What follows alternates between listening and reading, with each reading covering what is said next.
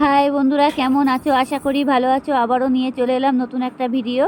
ভালো লাগলে like comment করবেন, আর সব বন্ধুদের কাছে ভিডিওটা পুরোপুরি শেয়ার করে দেবেন, আর পুরোপুরি ভিডিওটা দেখবেন।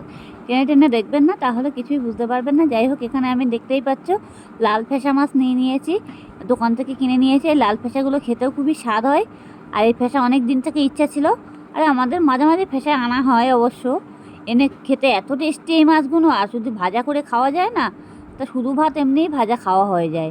যাই হোক, এই ফেসা মাছগুলো ভালো করে বেছে নিয়ে নিয়েছি, আর মাথা বাদ দিয়ে দিয়েছি। মাথার মধ্যে অবশ্য বালির ভাবটা থাকে, ছোট ছোট যে পাথর কুচিগুলো হয় না, এই মাছের মাথার মধ্যে থাকে। অবশ্যই মাছের মাথা খাওয়া যায় না, মাছের মাথা ফেলে দিতে হয়। দিয়ে আমি মাছের মাথা ফেলে দিয়ে মাছগুলো কেটে নিয়েছি, দেখতেই পাচ্ছ। এবার বডিগুলো নিয়ে নিয়েছি। এবার নিয়ে এটাকে ভালো করে ধুয়ে, এর মধ্যে আবার ছোটো ছোটো আঁশও থাকে মাছের ভিতরে, সেগুলো আবার কেটে চেঁচে ফেলে দিতে হয়। দিয়ে ভালো করে ধুয়ে নিয়েছি। নিয়ে এবার আমি কটা আলু নিয়ে নিয়েছি, দেখতেই পাচ্ছ এখানে। এই যে আলু নিয়েছি, টমেটো নিয়েছি দুখানা, লঙ্কা দিয়েছি একটু বেশি করে, 3খানা পেঁয়াজ দিয়েছি, 1খানা রসুন দেবো। এবার এগুলো আমি নিয়ে নিয়েছি। নিয়ে এগুলো এখন আমি ভালো করে কেটে বেছে নিয়ে নেবো। এখন ভালো করে কেটে কুটে নেব অবশ্য। নিয়ে আমি এখন তাড়াতাড়ি করে কেটে নিলাম, নিয়ে কড়ার মধ্যে দিয়ে দিয়েছি। অবশ্য ধুয়ে টুয়ে তাড়াতাড়ি কড়ার মধ্যে দিয়ে দিয়েছি। এরকম এখানে আলু কেটে নিয়েছি, পেঁয়াজ দিয়েছি, রসুন দিয়েছি, লবণ, হলুদ, জিরের গুঁড়ো, টমেটো, কাঁচা লঙ্কা এখানে দিয়ে দিয়েছি। দিয়ে এটাকে আমি ভালো করে মেখে নেব। এটাকে ভালো করে মুখে মেখে নিতে হবে। আর আমার যে বাকি মাছগুলো রেখেছিলাম, সে মাছগুলোও আমি দিয়ে দিয়েছি এটার ভিতরে। এটার ভিতরে দিয়ে দিয়েছি, দেখতেই পাচ্ছ এখানে অনেকগুলো মশলা দিয়ে দিয়েছি। মশলা যেটুকু দেওয়া সেটুকু দিয়েছি, আর বেশি কিছু দেবো না। অবশ্য এখানে দেওয়ার নেই বেশি কিছু। এবার এটাকে ভালো করে মুখে আমি মাখবো। এখন কড়ার মধ্যে রেখে দিয়েছি। এখন এটাকে নিয়ে সব কিছু দেওয়ার মতন দিয়ে দিয়েছি এখানে। দিয়ে এটাকে সব কিছু মুখে মেখে নিতে হবে, দেখতেই পাচ্ছ। আর এখনই মনে হচ্ছে যে আমি সব কিছু আগেই আগাম দিয়ে দিলাম, তারপরে যে কি হবে, অবশ্য কিছুই না। এগুলো কাঁচা মশলা দিয়ে সব কিছু কড়ার মধ্যে দিতে হবে। এবার মাছটাকে আমি এখন ঢেলে দিচ্ছি। এই যে দেখতে পাচ্ছ মাছগুলো দিয়ে দিয়েছি, আর কত সুন্দর মাথাগুলো ফেলে রেখে আমি বডিগুলো নিয়ে নিয়েছি মাছের। নিয়ে এখন আমি মাছটাকে ভালো করে মাছটার ভিতরে হাত দিয়ে মুখে মেখে নিতে হবে। তার আগে আমি তেল দিয়ে দেবো একটু বেশি করে।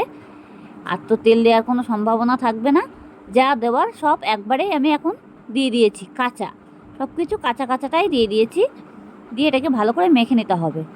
জাস্ট এটাকে সুন্দরভাবে মাখতে হবে একটু, যাতে সব মশলাগুলো মাছের ভিতরে, সবজির ভিতরে ঢুকে যায়। এখানে সব কিছু আমি আবারও বলছি, এখানে পেঁয়াজ দিয়েছি, টমেটো দিয়েছি, কাঁচা লঙ্কা দিয়েছি, আর একটু রসুন বাটা দিয়েছি। এখানে আদা দেওয়া লাগবে না অবশ্য, আর আপনারা যদি চাইবেন দিতে পারেন, কোনো অসুবিধা নেই। আমি অবশ্য আদা দিইনি। আদা দিলে আদার ভাবটা, কাঁচা গন্ধ ভাবটা আলাদাই ছড়ায়, যার জন্য আর 3খানা পেঁয়াজ দিয়ে দিয়েছি। আর লবণ, হলুদ আর জিরের গুঁড়ো দিয়ে দিয়েছি। এটাই দিয়ে দিয়েছি, যেটুকু দেওয়ার মতন আমি দিয়ে দিয়েছি অলরেডি। আর আমার দেওয়ার মতন আর কিছু নেই।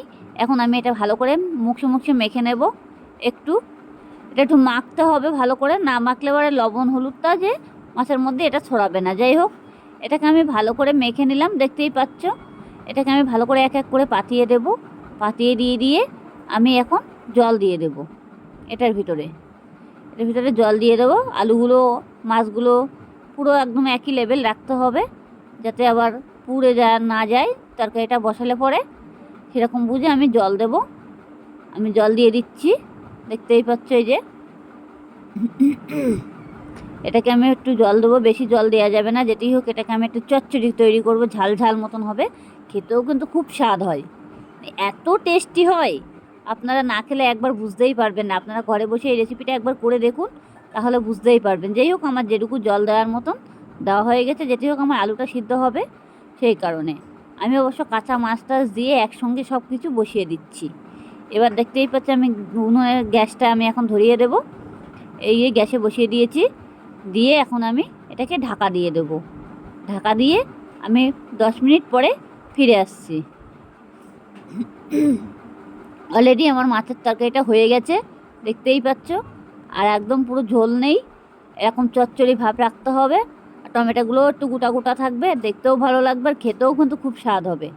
অনেক সময় আপনারা ঘরে বসে এই রেসিপিটা একবার করে দেখুন, তাহলে বুঝতেই পারবেন কত স্বাদ খেতে।